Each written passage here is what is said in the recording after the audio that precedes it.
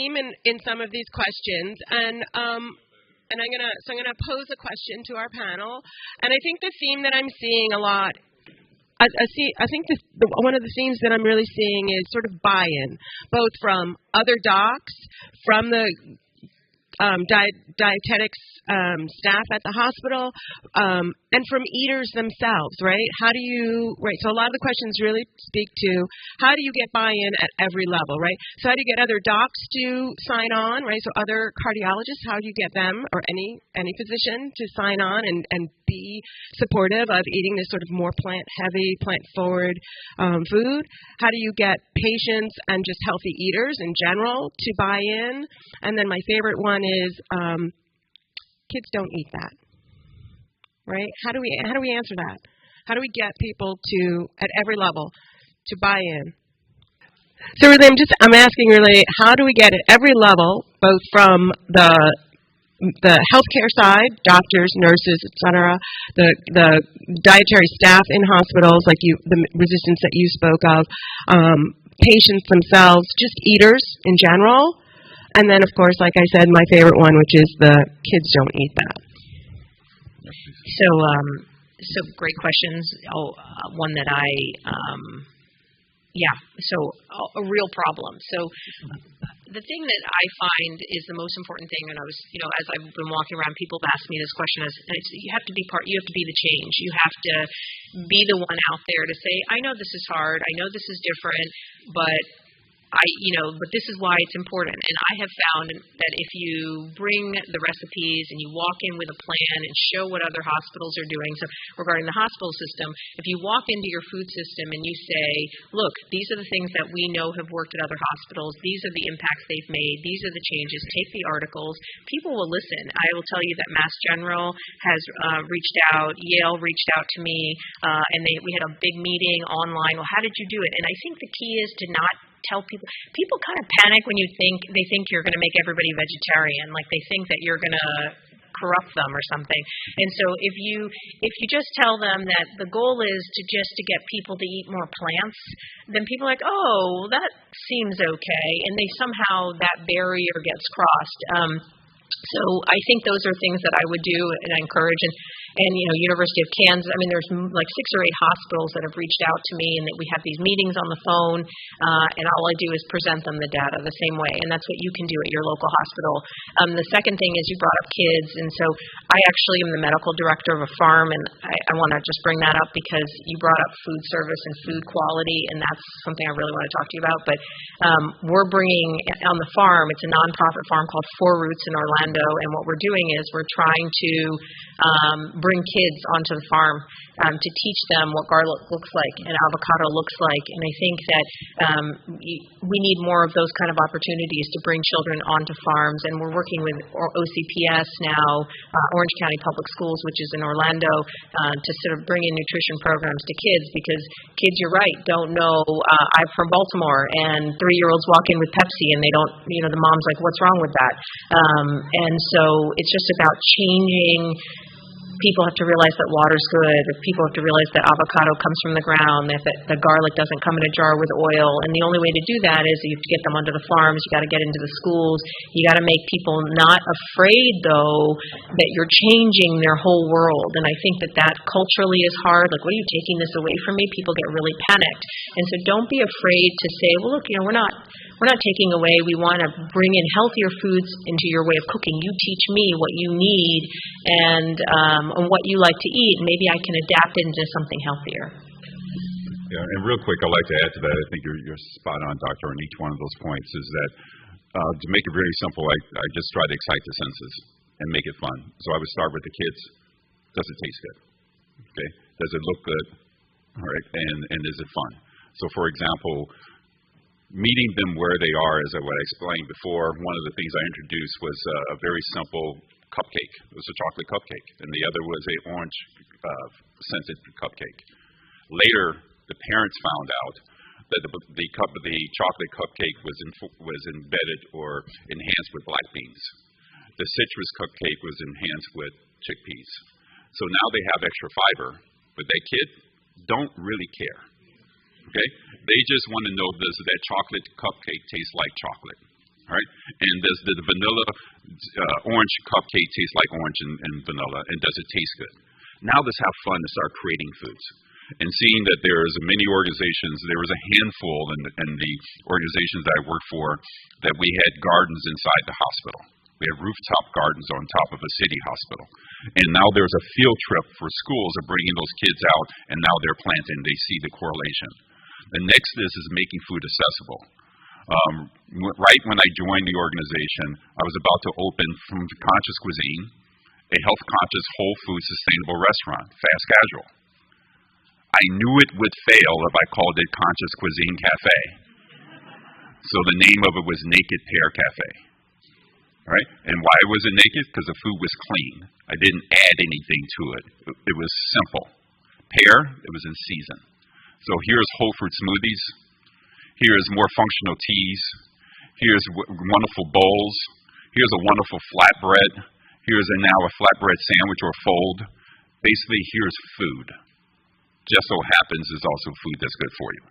And so that's to me is the way in which you do it. And then when you get to the latter part, when it goes to the CEO, which is now where the rubber hits the road, show them how it's functional, how it's profitable, and how it's functional. And that means it's a big deal. That's why the chef has to be in the kitchen, as in showing you how to create a menu that you cross-utilizes ingredients that reduces waste, so therefore is affordable.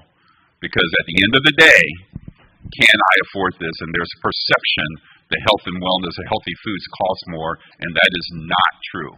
All right? And the reason why, if you understand how to master a menu, as in cost efficiencies, cooking with the seasons, really simply, before I go to the next question, is that should blueberries be served and strawberries throughout the entire year? The answer is no. But I can still serve it. Right now, you're going to have a fresh strawberry, and December is going to be frozen. It's just that simple. Okay? It's just that simple. Because I can buy the abundance of it today, while it's in season, is ripe, and is flavorful. But then when I try to buy that same Driscoll strawberry in December, is 4 times the amount for the flat. You should not serve it, but I can buy the frozen. Okay? And so those type of things, but that's changing how the perception of food and what is acceptable. Thank you. Dean Wang, this one's for you. You've answered. Yeah, can I add just, I agree, first of all, I agree with what my colleagues have said already.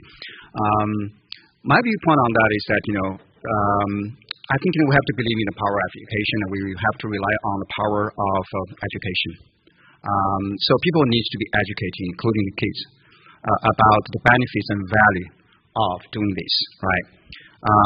Of course, we don't have control of the school system, for example, K-12 school systems, but we can make an influence. We know them very well, right? And we can make recommendations.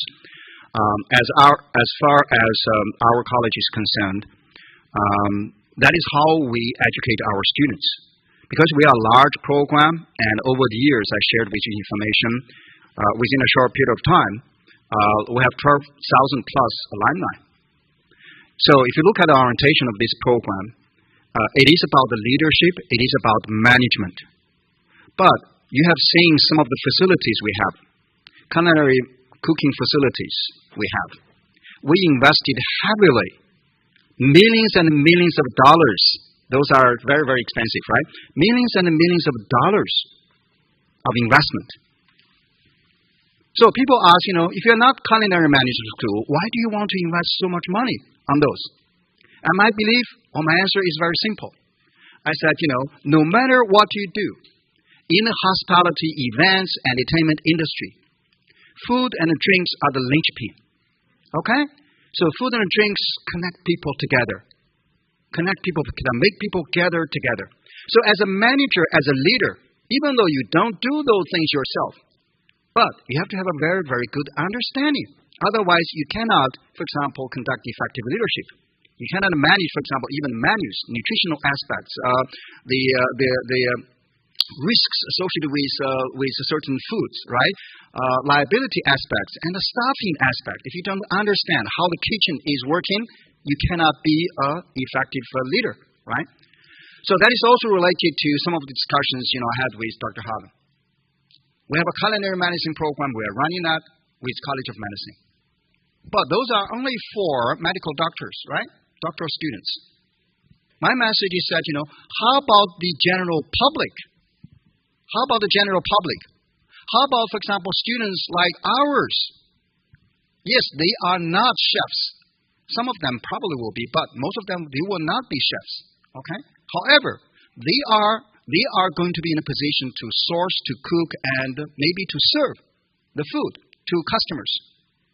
And years from now, they will be in leadership positions to make major decisions. If they become the president and the CEO of Darden Restaurant. Oh, by the way, this auditorium is called Darden Restaurant, Darden Auditorium, right? Because of the relationship we have. 3,000 locations in North America. So if you are a leader and president, CEO, or whatever, the leader, right, of that kind of businesses, if you have the information, and if you are in a position to make the right decision, and then I think, everybody will be better off. So I think, I strongly believe in the power of education, to educate people, to make people aware before they can take actions. Thanks.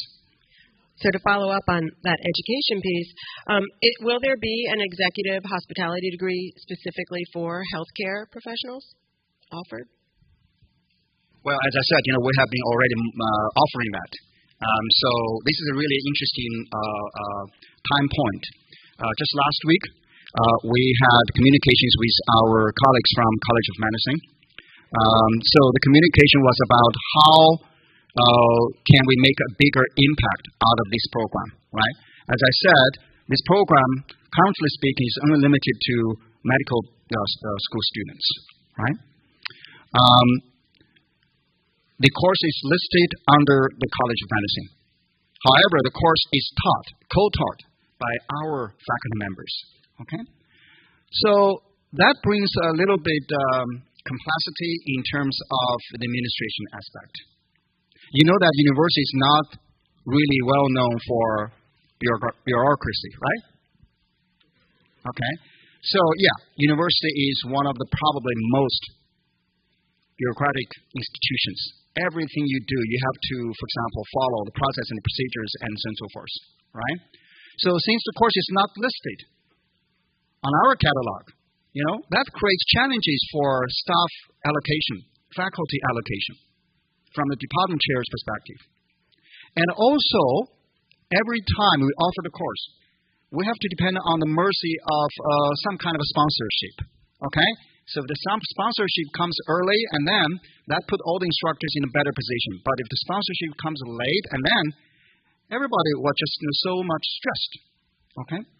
So the discussion was that, okay, can we create a mechanism in which this course can be co-listed under both College of Medicine and Rosen College of Hospitality Management? Okay? So that, we can easily allocate faculty members to teach every time. Number one. Number two, from a financial perspective, if we are offering that course under our curriculum, and of course, we will students being enrolled in that program, and then they will generate credit hours, and they will get money out of those credit hours generated. Now, not only that, we are saying that, how about create a different track for food professionals, for our students, not only medical school students, but also for our students, so that they understand the value and the science and the value behind the culinary medicine. So that is the direction we are going right now. And our faculty members, I can see from the initial conversation from both sides, from the two colleges, they are very excited about this direction. Because we have to do that, just focusing on one group of population, that will not create impact to the society at large. Thanks.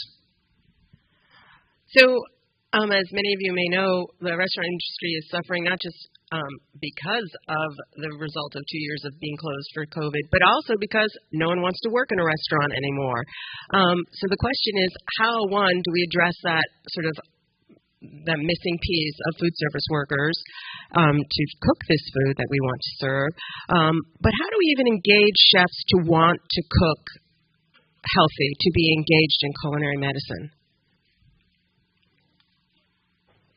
Wait to take that one.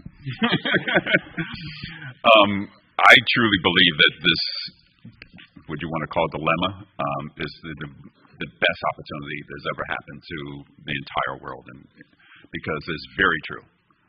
And there's a number of things that we take a step back and realize what has truly happened. Is that what we called now the essential workers, the cooks and the waiters and the food service processors who were extremely underpaid and extremely overworked are now being respected. All right, I volunteered and accepted that I'm going to work 6 days a week, 12 hours a day for low pay so I can learn. I accepted that you're going to yell at me and scream at me, and that's okay because I want to learn. That is not okay. It wasn't okay then, and it surely isn't okay now. And so what has happened is there's same individuals said today through COVID, I need to work in a safe environment. I need to make sure I'm safe for my family. I need to be respected. I need to have an equitable income in order for me to support my family. And so those who are truly want to make a difference in this profession are now going to be less of them, who are now going to be compensated higher and get better outcomes. And then we as an organization, talking about the industry, have to change. First thing is, have you heard of the cheesecake menu or the Chinese food menu or the diner menu with 150 offerings? How about 15 or 20? Okay? And so now we have less offerings, better quality, and higher output. And then the other is now that I have those individuals who are now telling me their why of why they want to be in this profession, which is to serve, the reason why we're here, all right? We are choosing to be in the food service healthcare profession to serve. You're now going to be respected. Think of that as one, the greatest example of that is the nursing. All right? I have nieces and nieces who are nurses and also doctors and physicians, and their mental toll during this last year and their ability to stay in this industry is just above commendable. All right? And that's for the entire profession. Right? And so now the change of that is higher compensation, better work-life balance, a lesser workforce, but a stronger workforce. And that's why I believe where the opportunity is. The opportunity is now providing them a why of what we're going to do better, how we are going to better, how their services are going to be compensated, what their end result is going to be, and then through that, embedding with them the education. For example, me hiring a chef and ensuring that you have culinary and nutrition background and not just culinary background. Okay? And so they're more powerful. Thank you. Excuse me. For Dr. Aggarwal, you spoke about taste testing with nurses. Did you taste test with any of the physicians? Yeah, that's a good question. So, no, there were a couple of physicians that were there because of the way the day was, the residents, but we didn't make it an active thing, and that's a good point, that we probably should have done that. I don't think that the doctors, it's interesting. What I did do instead was I gave a lecture to the residents, the medicine residents, and I sat with them and explained to them why healthy food is important, and how to do the ordering, like the basics of that's the hardest part. Is I find that the residents, their issue is not the taste. They understand that they just need to understand the data, and then teach them how to order, and they'll do it. And I know that that's sort of. That I probably should have gave the food to the doctors. I didn't think about it at the time. It's a good idea, but it was very effective the way we did it with the lecture, just getting them to know how to make the orders, and then our whole system changed. And I have a follow-up question. Yeah. Are you continuing to collect data on those patients who did select the plant-based option, and how it's impacting their outcomes? Yeah, it's a good question, and one that unfortunately I have to say no to because of resources and funding. So what ended up it's always about funding, and as an academician, we struggle with this in terms of our research. And then COVID happened, and then during COVID, we lost a lot of nursing support because they were being pulled to other areas. So just having a resource nurse to help us, it became impossible. So the answer is we did not, and adherence to plant-based nutrition and that data is limited in general. And so some of the studies that we've done, not that adherence isn't good, it's just that there's not a lot of, there's no, that I know of, post-hospital intervention like we did, and then assessing adherence to that long term. And so that would have been really great data, but we just don't have it, and we don't have the funds to do it. How do you go about affecting change when you're not an independent producer? You're contracted food service. How do you change an outside vendor? You pray. And I'm absolutely serious, because the bottom line is that, you know, what's important to them, their KPI is that patient satisfaction, all right, and how they're scoring that. And the next is what is their budgetary responsibilities, and then through that, the outcome. And so my challenge has always been to help reverse the order of importance. And so that means that we're not going to, is to really work hard to help organizations, the contract food service company, which I represented, but the C-suite and everyone involved, to understand that we're going to get to the what, but we need to start with why we're here and what we're going to do and why it's important, and be aligned to that, and then discuss and figure out how we're going to provide that, and we'll accomplish the what. But when you start with the what, the budgetary restrictions, patient satisfaction, those things, now that's going to help determine that. So, for example, my patients don't want healthy food. I want to make sure they just eat. That determines, if that's my what, that's going to determine my menu from the beginning. But if it's important that my patients and my community provides greater health and wellness, and that is my why, okay, that's going to determine that scrapple and hot dog shouldn't be on the menu. You follow me? And so it is a huge learning curve, but I think that the greatest opportunity is to provide an abundance of information, have an abundance of collaboration, utilize media as in providing the value, show them that there is a discerning opportunity and value to distinguish themselves as a brand that is providing measurable outcomes and patient satisfaction, health outcomes, and also changing the perspective or the community, basically acknowledgement of health and wellness. That has to happen, I think, by an abundance of communication, and it's a long road, but if we, again, I just want to beat this up one more time, that holistic collaboration is everyone working together from healthcare, food service, nursing, education, farmers, and the collective voice, we have a much greater opportunity to achieve it. The other thing is a lot of independent contractors, like we had Morrison, Sodexo, they have actually most of them already have a load of plant-based or plant-forward options on their menus. And in fact, if I remember, Sodexo actually has a whole set of menu items that are plant-forward, and they just don't, it's not a standard offering for them.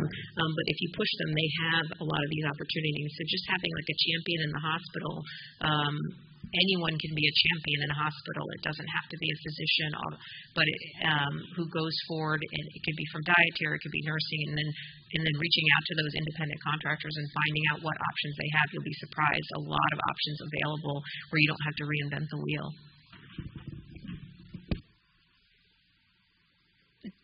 For Dr. Aggarwal, did you work with the dietitians to change the way they delivered patient nutrition education based on the menus?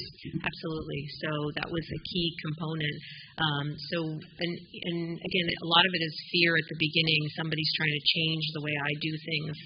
And once you get over that fear, we just had a bunch of meetings with dietary, nursing, all of them together, and talked about sort of the goals and worked on the education. We showed them the education packet that we created, that 10-page packet, and they got a chance to review it on their own. known, and once the fear of like, oh my gosh, they're trying to make everybody vegetarian or not eat meat, or they're not going to get their protein numbers, once that goes away, because they say, oh, they're just trying to get people to eat more plants, all of a sudden everybody buys in. And we didn't have any, once there was the education and bringing them into the conversation, I think that's the key word. I think I've heard it from all of us, is the collaboration. You have to work as a team. Not one of us can do this individually. I certainly did not. And you just have to bring people along with you who can grow with you, want to support you, and you want to support them. And together, what's the saying? The boat and the lifting. My family always laughs that I'm terrible at those sayings. You stop saying them because you can't do them. So a gentle wave lifts all boats. I don't know. Okay, another question. Were you able to change the food available at the hospital cafeteria for staff as well as the general public, I suppose, as well as changing vending machine options and grab-and-go options? Yes, so absolutely. So once we started with the inpatient menu, and as the inpatient menu sort of took off, we started adding it to the outpatient menu. First, it was just a couple of days a week, and then it became more regular. We still struggle with some of the cafeterias, but during COVID they really wanted to cut out the salad bars and things like sort of complicated things like that. But that's when Dr. Pepin, who I mentioned, had eaten the lentil bolognese and raved about it. So we have that. The vending machines are super tricky. I've tried to fight that battle and I'm losing. Any ideas from anyone are great. I still can't get rid of the deep fryers, which is another area that I continue to fight in as my gentle lion that I am, trying to get rid of those deep fryers. Those are the two areas that are hard. We used to serve, though, lean cuisine meals to people who were NPO, like they, for instance, had a procedure and they couldn't eat for 6 or 8 hours, and then there's no meals from the cafeteria, so the nurses pull out a lean cuisine meal. And I have a great slide that I give about lean cuisine and how it tells you it's gluten-free and protein-rich, and it's terrible for you, and that's what we feed our patients. It's just terrible. And so slowly we've also been transitioning that away. So those are the successes that we have had, but much to be done. What do you do about the patient who has food from outside, either from family or what I think was missing from your slide with McDonald's was the patient with their IV pole and their rear end flapping in the wind, because I used to see that all the time, like standing in line at McDonald's, like in the hospital. Yeah, a constant problem. Again, I believe this is about education. And so if you tell people, and our goal is not to be on top of people and say, this is wrong, but I often just sit with people and I'll say, oh, notice you have a McDonald's bag there. Do you know what's in that? Let's talk about that.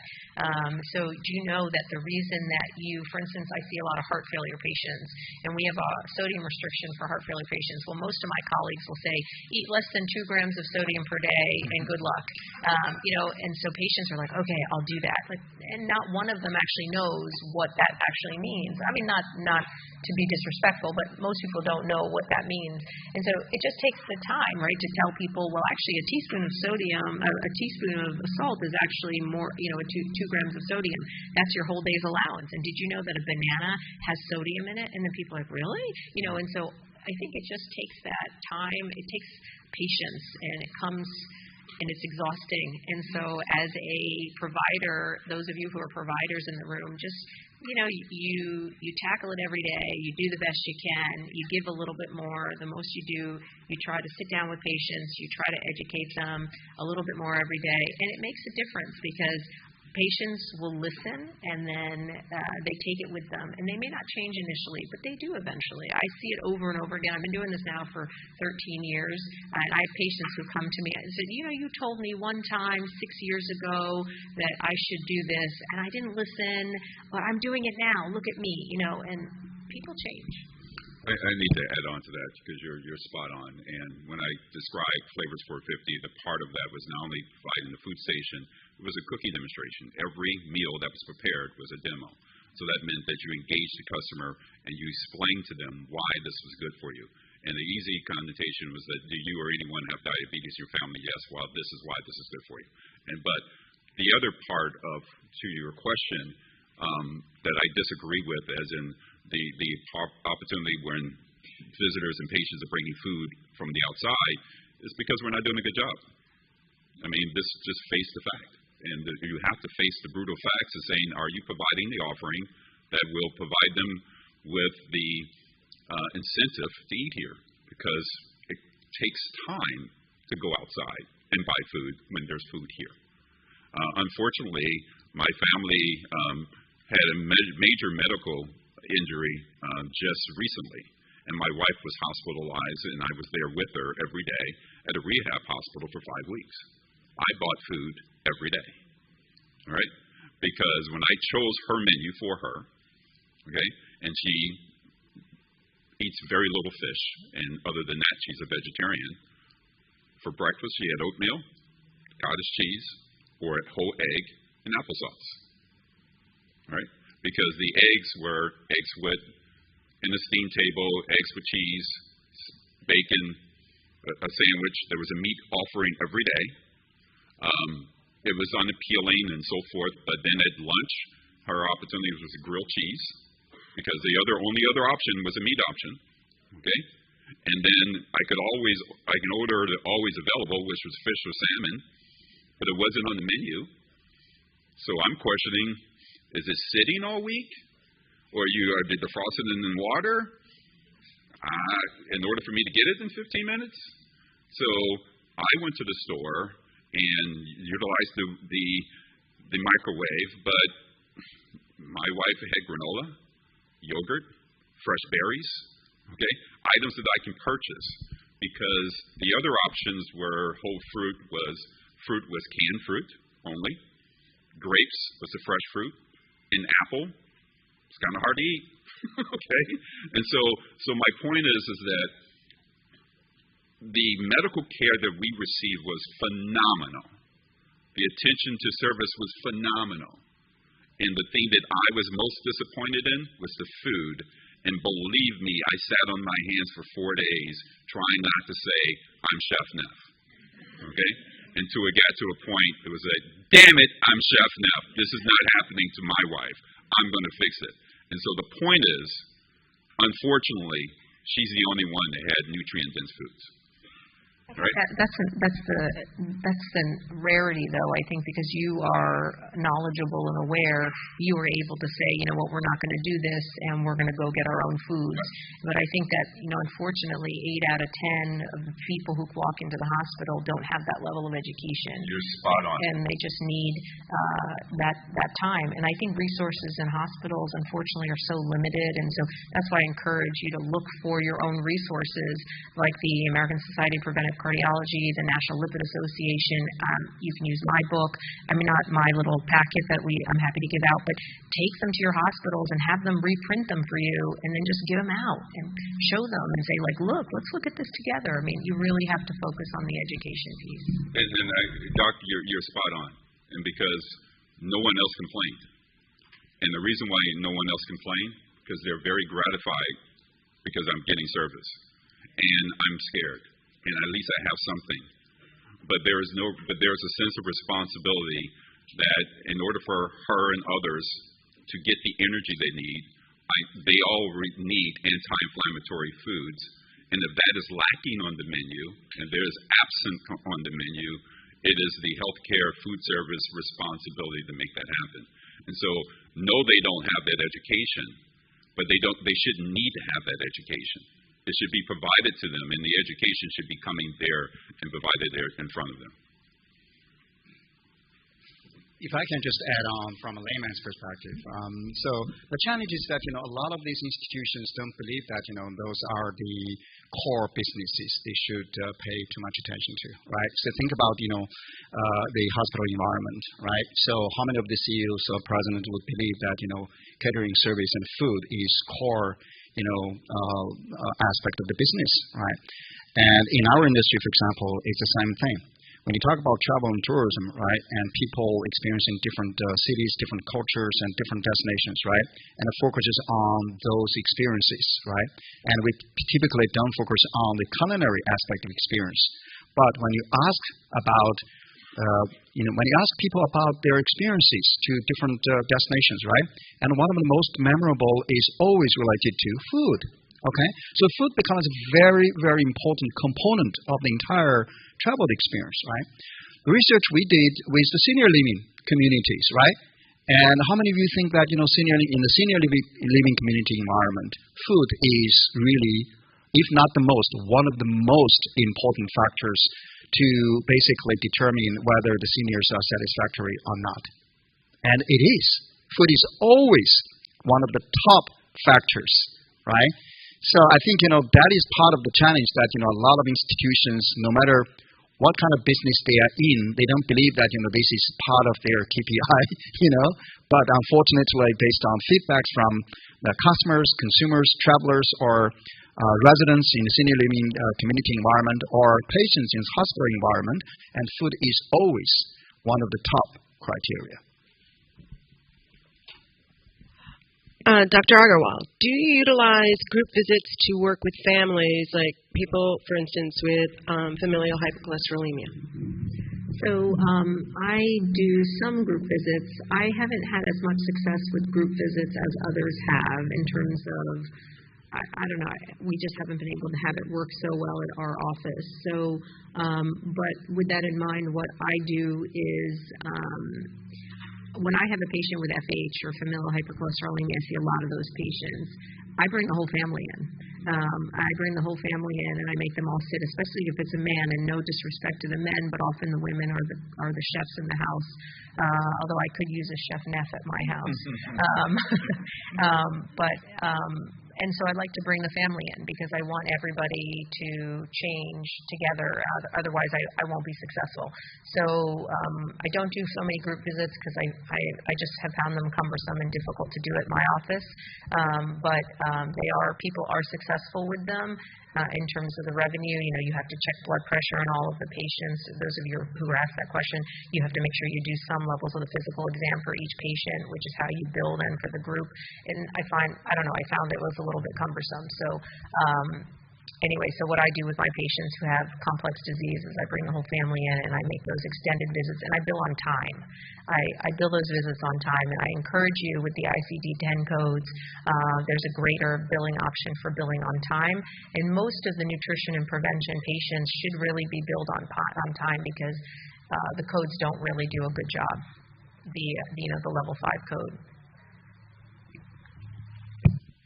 All right, so that pretty much brings us to the end of our time. I just want to do some housekeeping, which is all the slides will be available in the courseware, and I believe the Dr. Aggarwal's article is posted there as well, and then we will work with her to get her other materials posted as well. So I thank you. I thank the panel. Thank you so much.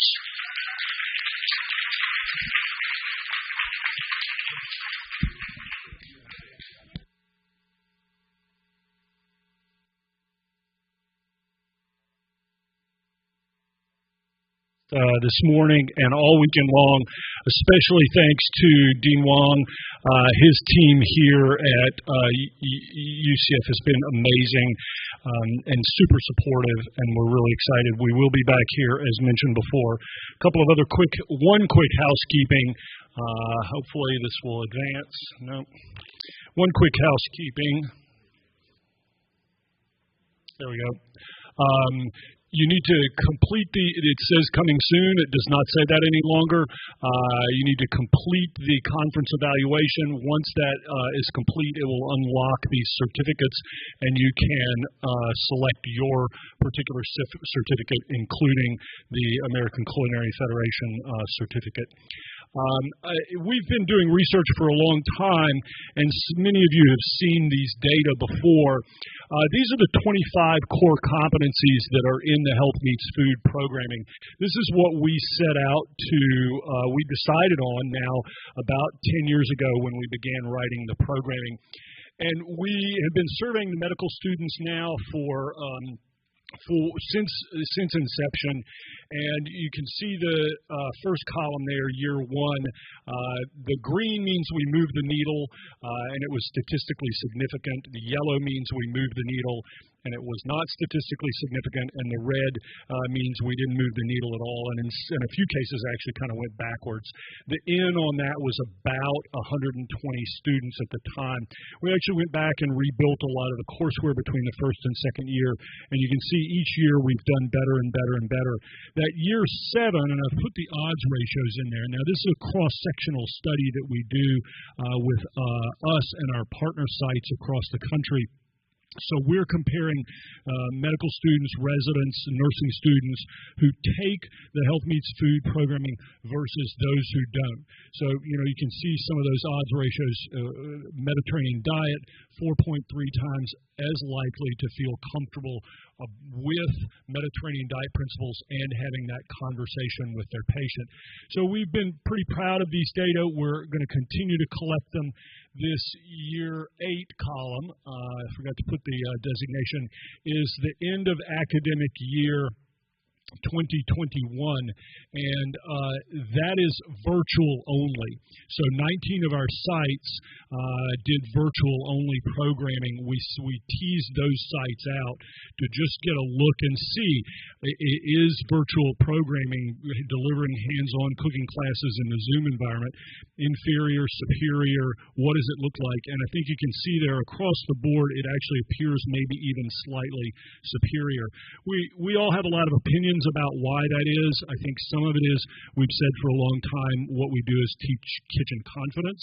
And I think that students being in their own kitchens, having to provision it themselves, having to cook in their own kitchens makes a big difference. So we're pretty excited. This is out for publication, and it looks like we'll be in press very soon.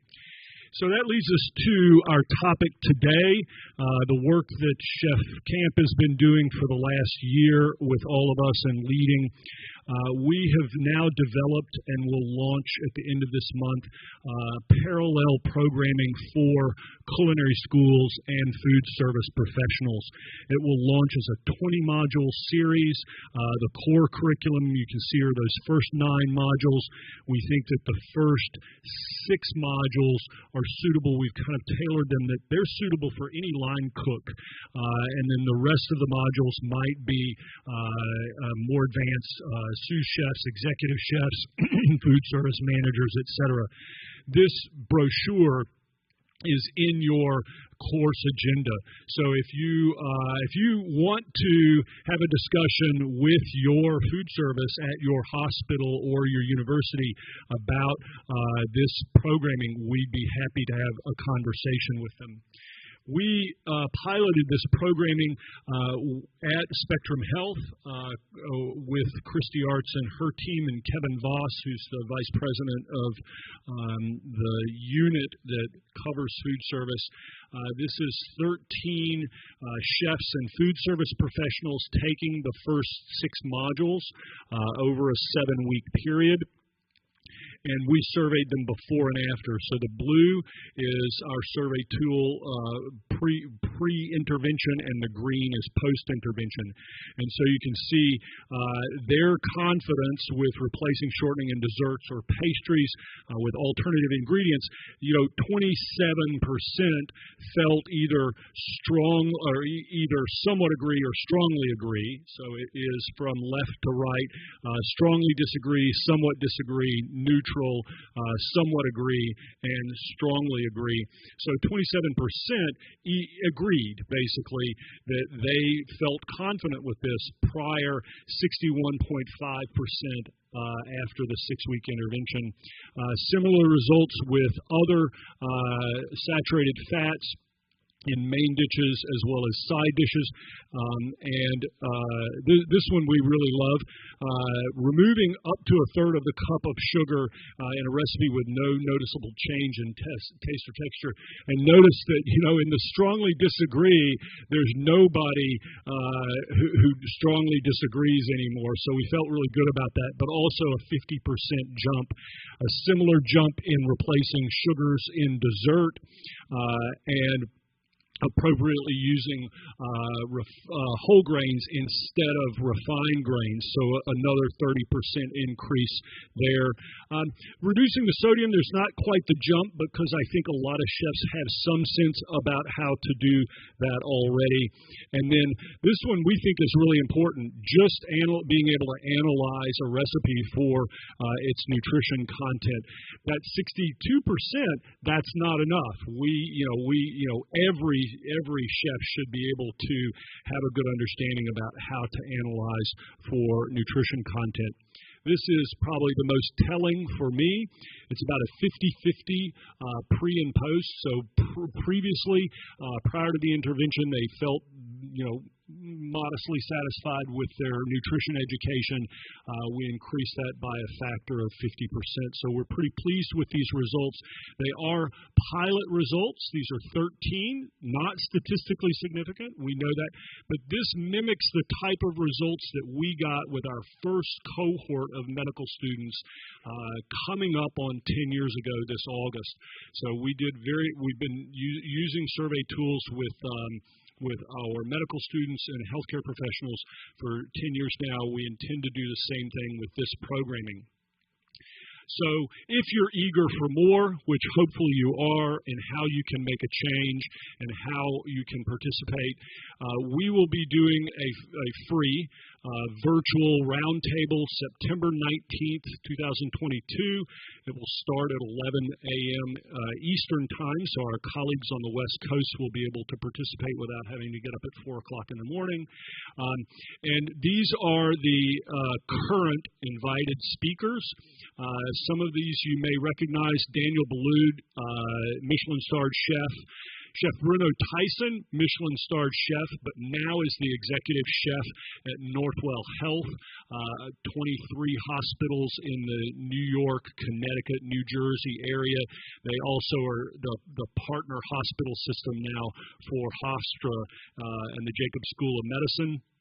And he has done, when you hear his story, you're going to be amazed. He has done the type of things that you've heard and you want to hear about. He has done them. Gary Cohen, really fascinating speaker, runs Healthcare Without Harm. This is an organization not just about waste, but about how can we do healthcare better. Werner Absinger, a colleague of ours at Grand Rapids Community College, who will almost certainly be one of the first culinary schools to sign on using the Health Meets Food programming. James Reynolds is a behavioral psychologist at Aston University in Birmingham, England, is going to talk a little bit about nudge theory and how we can help understand better. And then Kate McKenzie, who runs the New York City Mayor's Office of Food Policy. We're really excited about this program. Our plans are to continue this conference every year, as we have been doing, but the board is planning to begin putting on these types of conferences at least twice or 3 times a year. So we're having some sort of quarterly convening where we're talking about topics that are of interest to you, and really the practical topics that help us move the needle forward. This conference traditionally, we did some of this, but traditionally focused on things like irritable bowel syndrome and anti-inflammatory diet and, the types of things that we want to learn about in culinary medicine. But we realize that as this matures, we need those practical tools and pathways for us to be able to effect change, which is why we focused so much on that change this year. And I will stop there and thank all of you guys for coming, all of you guys online for joining us. We hope to see you again next year. You have my email address. I'm very easy to reach out to if you have any questions. And we'll hopefully see all of y'all here in Orlando next year, June 8th to June 11th.